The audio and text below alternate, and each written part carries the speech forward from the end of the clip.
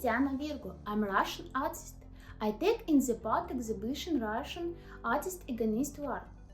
I present at work hope. The angel girl represents something pure, heavenly, and as we all know, the angel means salvation. Life bites the girl in the dark.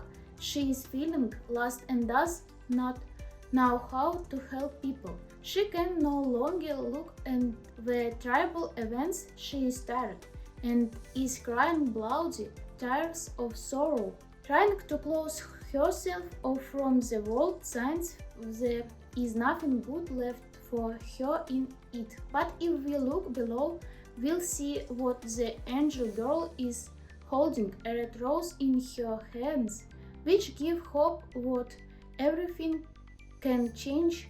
You just have to believe in goodness, in love. I will be very happy in my artwork take place in your head.